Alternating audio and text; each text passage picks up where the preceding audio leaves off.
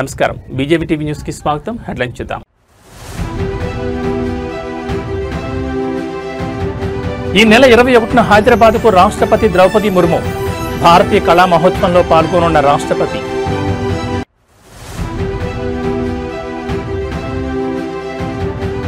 భారత రాజ్యాంగం ప్రపంచంలోనే గొప్పది. రాజ్యాంగ పరిరక్షణ కార్యక్రమంలో సీఎం చంద్రబాబు.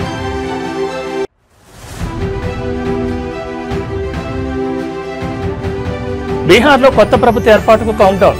ఈ నెల 19 లేదా 20 తేదీల్లో ప్రమాణ స్వీకార కార్యక్రమం.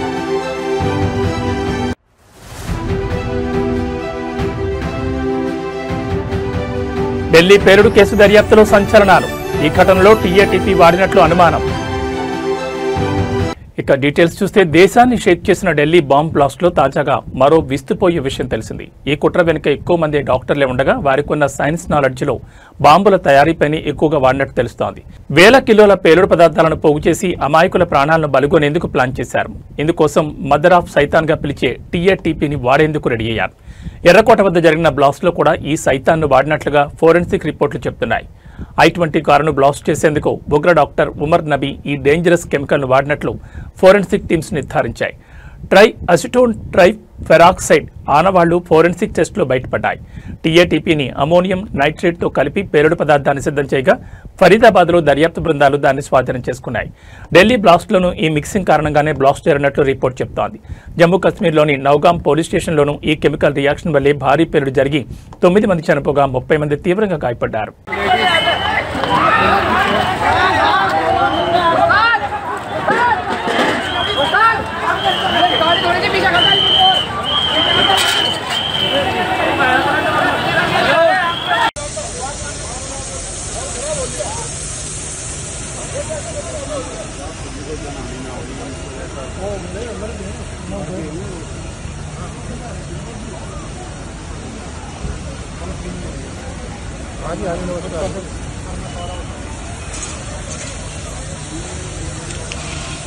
బీహార్ అసెంబ్లీ ఎన్నికల్లో ఎన్డీఏ కూటమి ఘన విజయం సాధించిన విషయం తెలిసిందే. ఈ నెల 14 ఫలితాలు వెలువడగా ప్రస్తుతం నూతన ముఖ్యమంత్రి ప్రమాణ స్వీకారం కోసం ఏర్పాట్లు జరుగుతున్నాయి.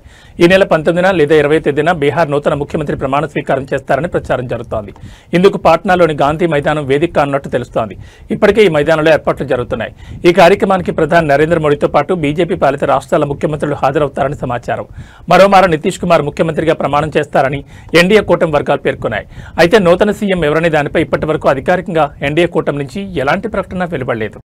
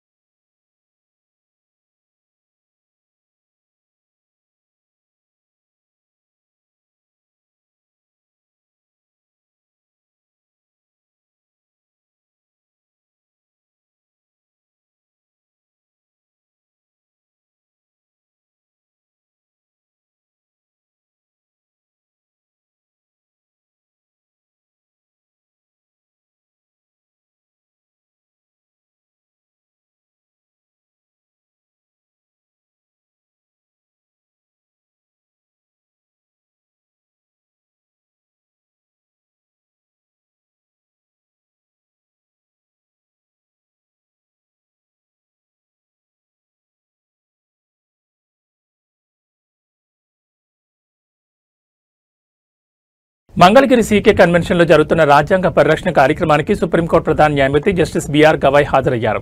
ఆయనకు AP high court chief justice Dheeraj Singh Thakur, AP CM Chandrababu స్వాగతం పలికారు. ఈ సందర్భంగా ముఖ్యమంత్రి మాట్లాడుతూ విలువలతో కూడిన వ్యక్తిత్వం సీజేఐ గవాయ్ది. అందరినీ సమానంగా చూడడం సీజేఐ గవాయ్లో గొప్ప లక్షణమని అన్నారు. మన రాజ్యాంగం గొప్పది కాబట్టి చాయ్వాలా కూడా ప్రధానమంత్రిగా మోడీ అవ్వగలిగారని కొనియాడారు. భారత రాజ్యాంగం ప్రపంచంలోని గొప్ప వాటిలో ఒకటి. ప్రజాస్వామ్య పద్ధతిలో మన దేశం పురోగతి సాధిస్తోందని చంద్రబాబు అన్నారు. Honorable Chief Justice of India, Sri Justice Bhushan Ramakrishna Gawai Garu, Honorable Chief Justice of High Court, Government High Court Andhra Pradesh, Sri Justice Dheeraj Singh Thakur Garu, Honorable Judges of High Court of Andhra Pradesh, Advocate General Dammalapati Srinivas Garu, President of Andhra Pradesh High Court Advocates Association and Senior Advocate Chidambaram Garu, General Secretary of Andhra Pradesh High Court Advocates Association Subodh Garu, other distinguished advocates and also other invitees, friends. It is a great privilege to be at an event being hosted by the Andhra Pradesh High Court Advocates Association and graced by none other than the Chief Justice of India. We are in Amaravati. I am very happy to notice he came from Amaravati. Both are synonymous for historical legacies. All people in India believe Amaravati is the angel's capital. So, always His Excellency, Honorable CJ, during his career have seen very simple, humble, down to earth, while discharging his duties is always upright. Even we have delayed our meeting for 2 minutes. Reason is he wanted to maintain equality. People will say equality, he is practicing equality. That is how we can understand his philosophy. I really appreciate him. I have seen so many judges, honorable judges, and also CJs in respective times. But I have seen new human being in Gawaiji. That is where I am admiring him. That is how he is conducting. If you see his track record, from the beginning, with a impeachable record, he left a great legacy as 52nd CJ of India. People will remember all his judgments. I am poor in judgments because I am only a politician. I know what to do people. Then by taking advice from judiciary, how to do according to law. We all have witnessed his distinguished professional journey as a lawyer, as a judge of the High Court and Supreme Court judge, and as the Chief Justice of Highest Court. I look forward to an enlightenment keynote address. Always I am saying I am a student. I wanted to hear people, learn from them what all possible for execution I want to execute. At this time, all of us has to remember Ambedkar ji. Ambedkar has given excellent constitution for all of us. All times tested constitution. I am here as a chief minister. Our Gavaiji is here as CJI. Our CJ from High Court, we are all because of him. That is the strength of our Constitution. Even beauty of our Constitution, Narendra Modi ji has claimed very proudly, I was a chai wala. Chai wala has become Prime Minister of India, and also not only Prime Minister of India, great Prime Minister of India ever we have seen. He will create a record. That is the beauty of this Constitution, to uplift people. We have seen so far. ఈ నెల 21న భారత రాష్ట్రపతి ద్రౌపది ముర్ము హైదరాబాద్కు రానున్నారు. శీతాకాల విడుదలలో భాగంగా రాష్ట్రపతి Draupadi Murmu Telangana schedule ఖరారైంది. ఈ షెడ్యూల్లో భాగంగా ఢిల్లీ నుంచి నేరుగా ప్రత్యేక విమానంలో 21న మధ్యాహ్నం ప్రెసిడెంట్ రాజ్భవన్ చేరుకుంటారు. సాయంత్రం బొల్లారంలోని రాష్ట్రపతి నిలయానికి ఆమె చేరుకోనున్నారు. ప్రతి ఏడాది శీతాకాలంలో రాష్ట్రపతి హైదరాబాద్లో నివసించడం సాంప్రదాయం కాగా ఈసారి కూడా ఆమె 2 రోజుల పాటు నగరంలో ప్రత్యేక పర్యటన నిర్వహించనున్నారు. పర్యటన దృష్టిలో ఉంచుకుని రాష్ట్ర యంత్రాంగం భద్రతా ఏర్పాట్లు కట్టుదిట్టం చేసింది. ఈ సందర్భంగా రాష్ట్రపతి ముర్ము భారతీయ కళా మహోత్సవంలో పాల్గొని దేశవ్యాప్తంగా వచ్చిన కళాకారులను ప్రోత్సహించే అనేక కార్యక్రమాల్లో పాల్గొనున్నారు. కళా సాంస్కృతిక రంగాన్ని ప్రోత్సహించేందుకు ఈ మహోత్సవం ప్రత్యేక వేదికగా నిలుస్తుందని అధికారులు తెలిపారు. అనంతరం 22వ తేదీన రాష్ట్రపతి బేగంపేట ఎయిర్పోర్ట్ నుంచి పుట్టపర్తికి బయలుదేరనున్నారు. ఈ సందర్భంగా నగరంలోని అన్ని కీలక ప్రాంతాల్లో భద్రతా బలగాలు హై అలర్ట్లు కొనసాగుతున్నాయి.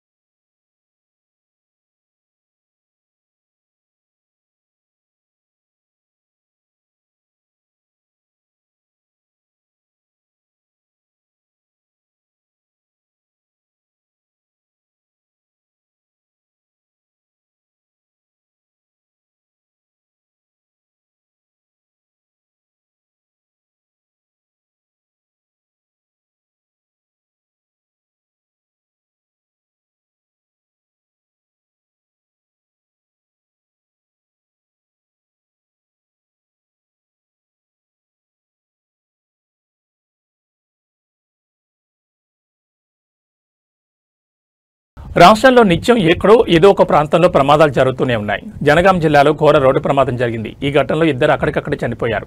మరో 6గురికి తీవ్ర గాయాలు కావడంతో వారిని స్థానిక ఆసుపత్రికి తరలించి చికిత్స అందిస్తున్నారు.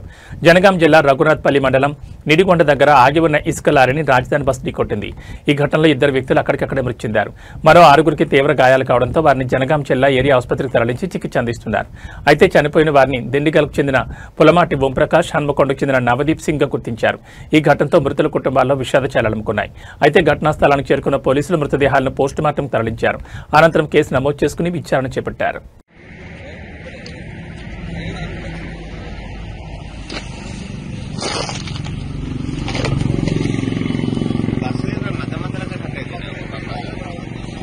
నగరంలో మరోసారి నేపాలీ గ్యాంగ్ పంజా విసిరింది. ఓనర్ ఇంట్లో లేని సమయం చూసి పక్కా స్కెచ్ వేసింది. మరో నలుగురు సహాయంతో దోపిడీకి ప్లాన్ చేసింది. ఫంక్షన్ నుంచి ఓనర్ ఇంటికి రాగానే ప్లాన్ ఇంప్లిమెంట్ చేసింది. జ్యూస్లో మత్తుమంది కలిపి ఇచ్చే ప్రయత్నం చేసింది. జ్యూస్ తాగి ఓనర్ స్పృహ కోల్పోగానే ఇళ్లు మొత్తం దోచేసింది. బంగారం నగదుతో బడాయించింది. ఈ ఘటన సికింద్రాబాద్ కార్ఖానా పోలీస్ స్టేషన్ పరిధిలో చోటు చేసుకుంది. ఏసీపీ రమేష్ తెలిపిన వివరాల ప్రకారం నేపాలీ గ్యాంగ్ దొంగతనం కేసులో కీలక విషయాలు వెలుగులోకి వచ్చాయి. గత నెల 21వ తేదీన నేపాలీ దంపతులు రిటైర్డ్ కల్నల్ కిరణ్ ఇంట్లో పనిలో చేరారు. నిన్న ఫంక్షన్కు వెళ్లి వచ్చిన అనంతరం ఇంట్లో ఉన్న వారికి మత్తు పదార్థం కలిగిన డ్రింక్ ఇచ్చారు. వాళ్ళు మూర్చపోయాక మరో నలుగురితో కలిసి దొంగతనానికి పాల్పడ్డారు. కల్నల్ మేల్కోవడంతో అతన్ని తాళతో కట్టేసి కర్రతో దాడి చేశారు. స్పృహ కోల్పోయినట్లు నటించడంతో 20 తులాల బంగారం, ₹1,00,000 నగదుతో కారులో వెళ్లిపోయారు. సీసీ కెమెరాల ఆధారంగా పోలీసులు నిందితులను గుర్తించారు. వారిని పట్టుకునేందుకు 3 టీంలను రంగాల్లోకి దింపారు.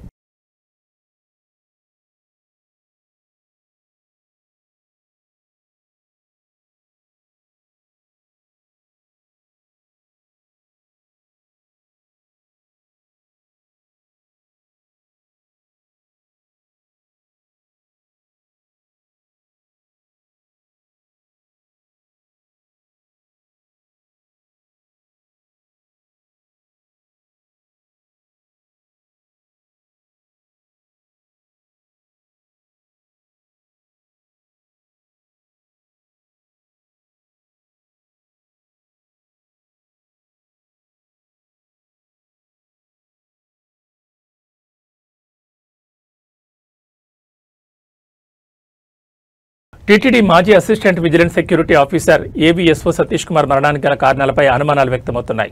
అధికారులు ప్రస్తుతం పలు కోణాల్లో దర్యాప్తు చేస్తున్నారు. ఈ కేసులో పలు కీలక ఆధారాలు లభించడంతో మరింత ఆసక్తి రేపుతోంది. అలాగే సతీష్ కుమార్ పోస్టుమార్టం నివేదిక ఇంకా బయటకు రావాల్సింది. విచారణ సంస్థలు ఆ నివేదిక ఆధారంగా తదుపరి చర్యలు చేపట్టనున్నాయి. పోస్టుమార్టంలో సతీష్ మరణం అసలు కారణాలు వెలుగులోకి వచ్చే అవకాశం ఉందని పోలీసులు భావిస్తున్నారు. కాగా సతీష్ కుమార్ ట్రైన్లో ప్రయాణించిన కోచ్లలో దర్యాప్తు చేపట్టారు. ఇందులో భాగంగా A1, A2 కోచ్లలోని బెడ్ రోల్ అటెండర్లను విచారణ చేశారు. సతీష్ కుమార్ ప్రయాణ వివరాలు, ఆయన కదలికలు, ఎవరైనా అనుమానాస్పద వ్యక్తులు అతనికి సమీపంలో ఉన్నారా అనే కోణంలో ఎంక్వైరీ చేస్తున్నారు. అయితే సతీష్ కుమార్ అసలు సీట్ నెంబర్ 29 కాగా సంఘటన అనంతరం సీట్ నెంబర్ 11 దగ్గర లగేజ్ బ్యాగ్ లభించడంతో కేసు కీలక మలుపు తిరిగింది. సీట్ ఎలా మారింది, ఎవరు మార్చారు, ఇందులో ఎలాంటి కుట్ర ఉంది అనే దానిపై పోలీసులు విచారిస్తున్నారు.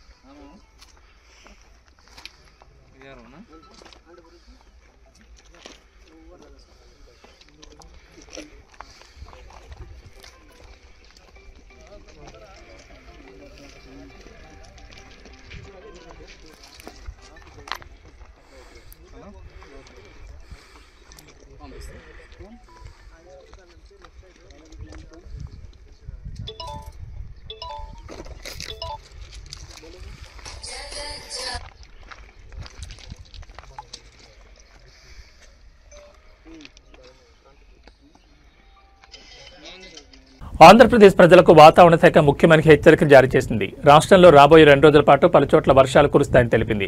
నైరుతి బంగాళాఖాతం, శ్రీలంక తీర ప్రాంతాల్లో ఏర్పడిన అల్పపీడనం కారణంగా ఈ వర్షాలు కురవనున్నాయని అమరావతి వాతావరణ కేంద్రం అధికారులు వెల్లడించారు.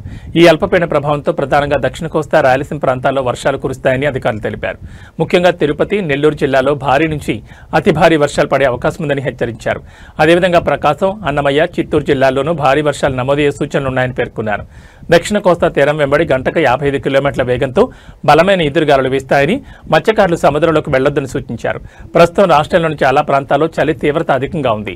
కొన్ని చోట్ల ఉష్ణోగ్రతలు 6 డిగ్రీల కనిష్ట స్థాయికి పడిపోతుండగా మరికొన్ని చోట్ల 35 డిగ్రీలకు పైగా గరిష్ట ఉష్ణోగ్రతలు నమోదవుతున్నాయి.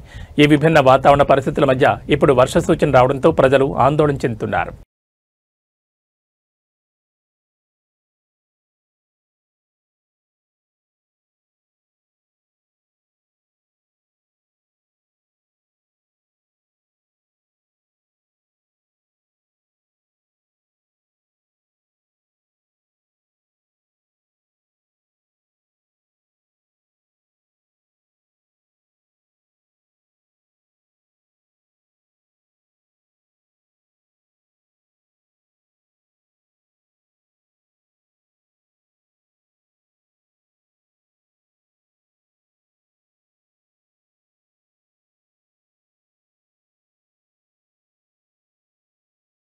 ఏబీ బులెటిన్ విశేషాలు మరో బులెటిన్లో మళ్ళీ కలుసుకుందాం. నమస్కారం.